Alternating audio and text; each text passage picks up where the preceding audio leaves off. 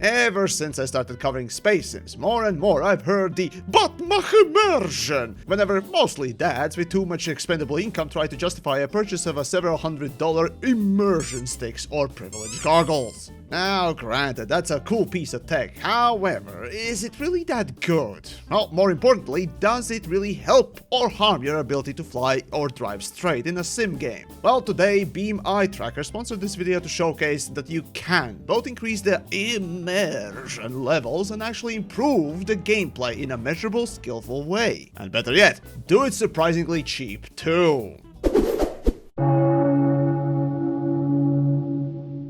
So then, flight sims, racing sims, or my personal expertise, space sims. All of these simulator-type games put you in a cockpit of your preferred engine, with loose bits of machinery bolted onto it claiming to be safety gear, and letting you loose on the general populace. With always forward-looking position, can accomplish, well, quite a lot. Yet, what if, and I know this is a revolutionary idea, you could turn your head even a little bit?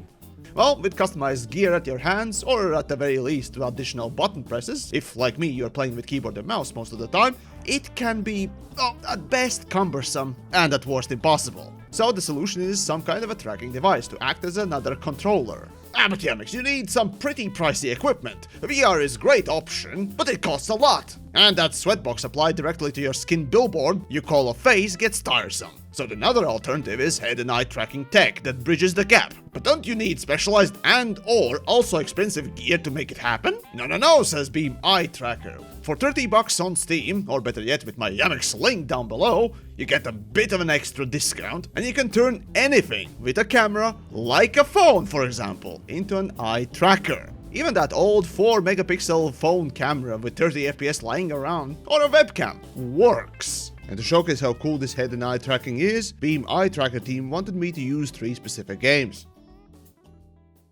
Starting then with Immersion and X-Form, that ability to move your head and eyes around naturally and have that reflected in game is still amazing.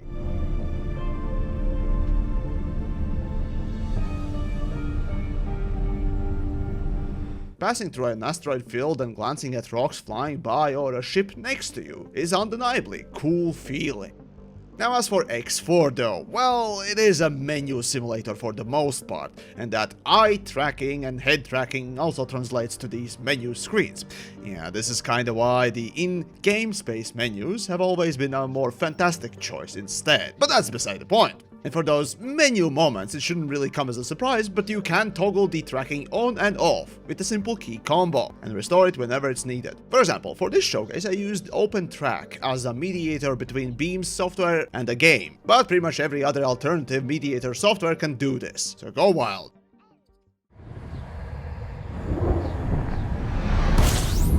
Okay, well, looking at things is nice now, but where does the gameplay improvement comes from? Well, aside from looking at things. Oh, wait, actually, that's it, right? Indeed. Well, say for example, you're flying in combat. Would it not be incredibly useful if you could track your opponent's movement, even if it's just a little bit more than looking straight forward? At first, it feels like such a small thing, simply tracking your opponent for a little bit longer, but it becomes an important boon very quickly. Every single time I've used VR or eye tracking in the past, this part of all the benefits shines through the most and becomes worth using for. In fact, the very first time I've ever used VR, it became instantly apparent just how useful this ability to simply look around, or rather tracking things outside of that contained forward-facing view, was. And while sure, eye and head tracking is not quite as precise, it offers the same benefits, but without a sweatbox on your face.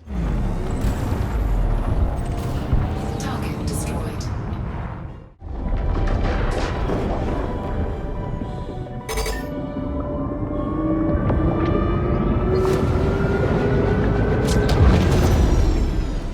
So let's say you have a program that doesn't support VR in the first place, yet has the head movement mechanic built in. Now, sure, you could wait for developers to one day put in the VR, but right now they're busy, I don't know, sniffing farts or looking at too many polygons or something. Well, guess what? Eye tracking turns such programs and games into closest thing to a fully immersive experience that VR has been praised for already. Now, personally speaking, my favorite little hobby has been spaceship racing in Star Citizen, and much like combat, Racing, especially in 6 Degrees of Freedom type games, is improved a lot by simply being able to see, where you're going in the first place, while retaining the control of the craft itself.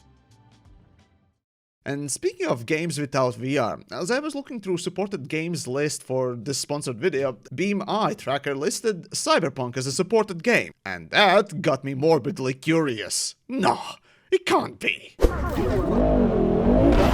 Yep, you can actually run a script without modding the game that reads eye tracking info and translates it to mouse movement, and that produces something rather cool. Now granted, it does get a bit weird when you're trying to do anything but looking around, but for sightseeing games other than Cyberpunk, the same idea applies, and frankly, I could probably spend days testing different ways of using this interesting tech. But for now, I think you get the point. So thanks again to Be My Tracker team for sponsoring this video. You can pick up their software on the Steam for $30 normal, or using my link for a little bit less as a discount on top. So support the companies that support my work.